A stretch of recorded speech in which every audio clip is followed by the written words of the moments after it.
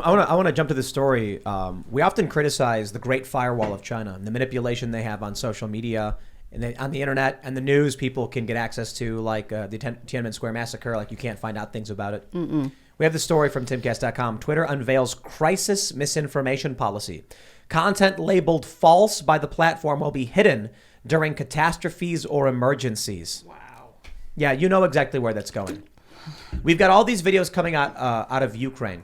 One of them was, I love this news story. It was like cessation of hostilities in Mariupol. And it's like, what does that mean? And then you actually dig into it. And it's like, oh, a surrender from the Ukrainians and victory for the Russians. But they don't want that to be the message that Ukraine is losing. This is what I feared with the U.S. Disinformation Board, the DHS Disinformation Board, that the goal was to put out talking points like, here's a list of fake news. Then Twitter could go, oh, we're just taking down things that the government has said is fake news. So the government is working through Twitter to censor information. Now that got shut down. Twitter seems to be, I don't know if that was ever going to happen, but Twitter is moving forward with censorship anyway. Now you're not going to know what's really happening in the world. Yeah. We are following the footsteps of everything we claim to be against with the Great Firewall of China. Mm-hmm. Yeah, that's why I fear the country. I love becoming the country left. That's my campaign slogan, because everything I see is like somebody wants to rule over us and taking the tactics and terms and strategies all straight from a Communist Party's playbook. Who are those people? What do they want? What kind of country we want to live in? I'm terrified that, I don't know. I think when you look at the Project Veritas expose, you start to realize who these people at Twitter really are. The true believers, the people, we had that one guy who said they want to change the world. They're here for the mission or whatever. These are cult zealots. This is brainwashed, psychotic cult behavior. But you know what? Those people don't realize they will be thrown under the bus. They're the first out. Yeah, people need to understand. The one thing that we all understand is that the people who foment revolution are the first to be purged after the revolution. Why?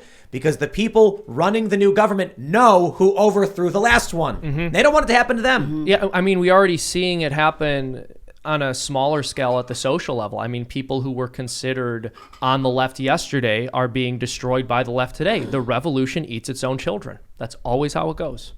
Yeah, that's why they need to. Huh? That's why our kids are so important for somebody. Parents should be parents' responsibility if schools are not teaching that a real history. So we do not repeat, this kind of human tragedies. Millions are going to die, already dead. It's like, how come are we just repeating this horrible stories? Like I was having like a PTSD last 2 years to see what happened in our country, because it bring back all my horrible childhood memories. Well, let me ask you, Lily, what can we do in the United States to avoid the fate that your country is experiencing, or the country which you came from is experiencing? I think we have to start to wake up ourselves. Once we wake up, we need to keep our family, our friends, our neighbors close, regardless political party, regardless who they are. They might be very lefty social justice warriors. I want to go to talk to them. Because when I have a face-to-face talk with people, hopefully they allow me to tell my stories, have a several conversations like we sit down here, maybe they will start wonder, she has a credibility to tell her personal story. Maybe I need to look at a different source of information. Lots of people don't know the truth because they have been conditioned for years to believe in their own source of information. It's like they have this virtue sickness. They think they're right. They think like I got demonized all the time to say I'm an evil Republican. I'm a racist. I kowtow to the white nationalists or all kind of name calling. Those people even don't know me.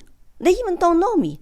Like, they hate my gun picture. They think that it's like, why are you doing this? That's so scary. I'm a 5'1". Okay, aging woman, what is my leverage? Can I tell you guys? Can I tell you something funny? So just to the left of where I'm pointing, we have an actual model 1861 Union Civil War rifled musket. Never been fired, mint condition. I'm a fan of history, and it's the least dangerous. It's not legally a gun because you have to muzzle load it like the old school days. And we've had several guests on this show who are liberal. They won't touch it. They're like, afraid whoa, of it? yeah, they're terrified of it. Without saying who exactly, but I come in here and we have real guns, and I can bring in someone like Thomas Massey, and he's like, oh yeah, wonderful, great. And then we have everything safe, everything secured. We have safes and all that stuff for any real firearm. But the libertarians, the conservatives, are like, they know how to handle it. They know how to be safe. And anybody we're not sure of, we have like a dummy. I always give people something that can't actually fire. Give them the rules, and if they handle it improperly, they're cut off, and you can't touch any guns anymore. But these we have up here are antiques. And when I come in with somebody who's a libertarian or conservative, they'll pick it up. They know the rules. They don't point at anybody, even though this thing is so far from firing. It's not out of the question. Mm-hmm. And then when we have these liberal guests, I'm like, do you want to take a look at it? And they're like, no, I can't touch that. Scared. See, that's the saying. When I first came to this country, I never touched gun in China. You do feel scared of guns for some reason. Because you just had no knowledge how to use it, how to train to use it properly, right? But my husband, from Texas, they took me to shooting range and they showed me how to, train a little bit. At the beginning, I scared everybody. I just pick up guns, like point at everybody. It's like, oh, no. It's like, that's the first wrong thing you did. It's like you point at people. I didn't know, because I just like, oh, what is this? What is that? So they showed me, they trained me. And when I first fire a shot, it was shocking to me. It's like, I actually feel very empowered. I never had that feeling, because I was just afraid of guns. I was afraid of guns because we're conditioned to believe that. I think for me, the power was scary. Not like I was terrified of it, but I was just like the realization of how much power you actually had at that moment. That no one could say anything to you, and it's like you have to be responsible. Yeah, you have to understand when you're holding that weapon. I think it's funny when people like Joe Biden are like, get a shotgun, and I'm like, wow, really? There's no idea. Let off 3 blasts. It's like, what are you talking about? Yeah, fire in the air, whatever. It's like, first of all, you idiot. So when we went to a range and we had an instructor talking to us, the 12 gauge was the one that actually scared everybody. The 5.56 people were the AR-15 people were just like, oh wow, I didn't expect that. But the 12 gauge hurt people's shoulders, and it was like, yeah, the shotgun is probably not the right thing for a beginner.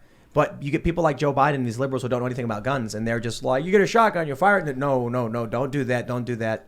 Talk to an expert. Go to if you go to your gun store, your firearms dealer, ask them for expertise, and you definitely want to get training, because I'm far from an expert, but there's a lot of things that I was surprised by. Does he have a misinformation all the time? Oh yeah. Yes, like on TV. I want to correct something. I said 3 blasts. Let me read the full quote from him, just so we can answer that question. Does Joe spread misinformation often? This was him talking to his wife. All right. I said, Jill, if there's ever a problem, just walk out on the balcony here. Walk out on the balcony here, okay? Walk out, put the double-barrel shotgun, and fire 2 blasts outside the house. What? Firstly, I mean, without even considering how unbelievably dangerous that is, he said a double-barrel shotgun. So waste all of your ammo. Now you have to reload. Also, no, do not aimlessly fire a gun outside of your balcony. He didn't say point it up. He said, walk out, put that double-barrel shotgun, and fire 2 blasts outside the house. What does that mean? It means the man was slightly less declined cognitively at this point because the sentence structure works, but what he's saying is insane. I like how you're double barrel. It's like, okay, I guess. Do you think Jill carries a double-barrel shotgun around? But also, why would you... He's an old guy. It's like, what is it, Elmer Fudd? I'm gonna get a double barrel for home defense. So what do you think about Elon Musk said that whoever controls his teleprompter is controlling running this country? It's like, what's that like? It's funny because it's halfway to the point of saying he's puppeted, but it's also, he called him Ron Burgundy, that if whatever gets written he says. And it's true. People need to understand this too. One of the reasons Joe Biden will stutter or pause or ramble is because the prompters get stuck. Mm-hmm. You'll notice it with Tucker Carlson. And I maybe I'm wrong, but having worked with teleprompters, Tucker will say things where he'll be like, Now we're hearing that the government wants to allow in illegal immigrants. It's wrong. They shouldn't do that, actually. And that last sentence is nothing. He's not saying anything. It's filler. Because the prompter's rolling and he needs to say something as the next words come up. And So Joe Biden will just be like, oh, you gotta, well, and I want to, like, in the quote, Biden, he says he lives in like a wooded and somewhat secluded area before saying this, but still very bad advice. Like, it's still, yeah. fire off what you got and then Yeah. have nothing. And Well, I think the middle term is coming. Have you heard the last 10 states who had a primary? I heard there were like a record turnout for the Republican primaries. Really? Yes, and Matt Kippy, Fraser people, told me this morning, said, I think it's a message sending out to the whole country. And regardless what the Democrats are doing, they're trying to use like their base, and they're still. I was told don't go walk to the Supreme Court because there might be lots of protests. Thanks for checking out this segment from the Timcast IRL podcast. But if you want to check out the full show live, tune in Monday through Friday at 8 p.m. And if you want more special access content, head over to timcast.com and become a member. Your membership helps sustain this company, keep our journalists employed, makes this show happen, and you will get access to exclusive members-only segments of the Timcast IRL podcast, and there's a massive library to check out. So again, go to timcast.com or tune in Monday through Friday at 8 p.m., and we'll see you all there.